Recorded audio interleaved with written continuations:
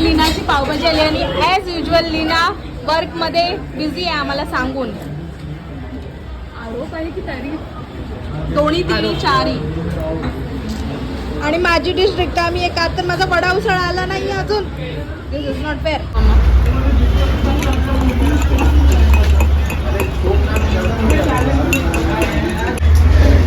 So finally माझा वडा उसळ आलेला आहे. नमस्कार मंडळी, मी आजचा ब्लॉग माझ्या ऑफिसमधूनच स्टार्ट केलेला आहे. विशेष कारण म्हणू शकता त्याचं हे की मी आता सुरू करणार आहे जे जे मला म्हणजे चॅनलमध्ये आपल्या वायटी फॅमिली मला जी पण वायटी फॅमिली मला खाली कमेंट करेल, काही प्रश्न विचारेल, जेवढं जमेल तेवढं मी क्वेश्चन्सचं आन्सर नक्कीच देईन. आणि येस, मला आता नवीन नवीन काहीतरी मोठे ब्लॉग्स पण मी स्टार्ट करणार आहेत, काहीतरी युनिक गोष्टींचं. जसं तुम्ही पाहिलं असेल घाटकोपर खाऊ गल्ली, तर ती एक्सप्लोअर केली होती. तशाच काही गोष्टी मी नवनवीन आणणार आहे तुमच्या भेटीस. सो मला तसाच तुमचा सपोर्ट हवा आहे, जसा आतापर्यंत दिला तसाच मला पुढे सुद्धा हवा आहे. येस, सो मी आता शाउटआउटविषयी बोलत होते. तर मी आज माझ्या एका सबस्क्रायबरला शाउटआउट देणार आहे.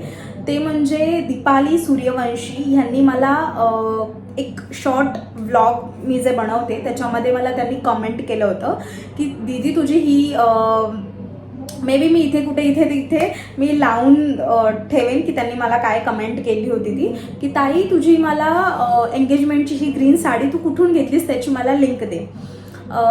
दीपाली दीदी, मी खरंच तुम्हाला सॉरी म्हणू इच्छिते ह्याकरता की मी लिंक देऊ शकत नाही.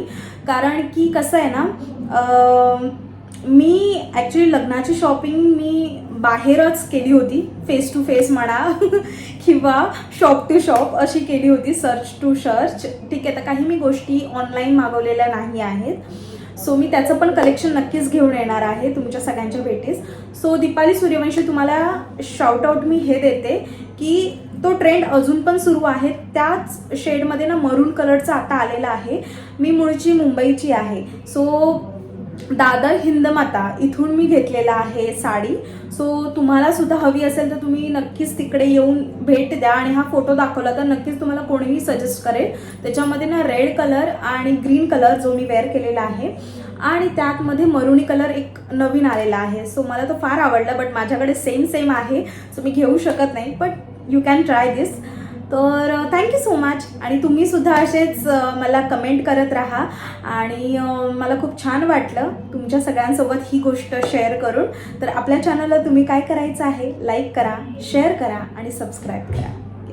नमस्कार मंडळी, पुन्हा एकदा तुमचं स्वागत आहे किचनमध्ये. गाडी चाले थांबा. मेथीचा बेत आहे भाजीसाठी. सध्या तरी मी तेच फोकस केले आहे. मेथीची भाजी बनवणार आहे. इथे पाणी घेतलंय आणि निवडलेली मेथी. इथे आता भाजी टाकली आहे भिजायला. पुढे मी ट्रान्झिशन केलेलं आहे. असंच आपल्या आयुष्यामध्ये झालं असतं तर कांदा पटकन चिरून आणि सगळ्याच गोष्टी तर किती भारी झालं असतं ना मंडळी. इथे मी तुमच्यासाठी आणि खतरनाक अशी गोष्ट बनवते. आता तुम्ही विचार करा, मेथीच्या भाजीमध्ये कधी कोणी मोहरी टाकतं का, हळद टाकतं का, कांदा टाकतं का? सॉरी मंडळी, मी माझ्या पद्धतीने ही वेगळी काहीतरी भाजी बनवते, पण तुम्हाला नक्कीच आवडेल. आणि ही गावोगावी खाल्लेली भाजी आहे. मी ॲक्च्युली औरंगाबादला असताना खाल्ली होती, आमचा दौरा होता त्यावेळी. तर हे मी पिठलं आणि मेथी बनवते ग्रेव्हीसारखं. सो खूप छान झालं. आणि ते भाकऱ्या दडपून बनवत आहे असं नाही, पण छान मस्त बनवते. दुहेरी म्हणतात ना, 2 हाताने दुहेरी भाकरी. सो मी तशी बनवते. आणि असं माझं चाललेलं आहे भाकरी बनवण्याचा प्रोग्राम. तर असा माझा संध्याकाळचा स्वयंपाक असतो. अजून काहीतरी मी क्रिएटिव्ह करेन, म्हणजे जे मी अजून डिटेलिंगमध्ये माझा व्लॉग दाखवता येईल अशा दृष्टीने बनवण्याचा प्रयत्न नक्कीच करेन. सो तुम्ही इथे पुढे पहा, मी पिठलं टाकलेलं आहे. आणि जेव्हा नुकतंच तुम्ही जेवायला घेताय ना, तेव्हा हे बेसनचं पाणी किंवा बेसन टाकून घ्या, म्हणजे ते एकदम व्यवस्थित राहतं आणि खायलासुद्धा गरमागरम राहतं आणि छान वाटतं भाकरीसोबत. ओलं म्हणजे ग्रेव्ही पण, सुकी भाजी पण. आणि बघा, मी थोडी ना वाटीमध्ये सुकी भाजी पण काढून ठेवली होती, हे तर तुम्ही पाहिलं असेल. तर ते पण करू शकता तुम्ही. ठीक आहे, मग या मंडळी जेवायला.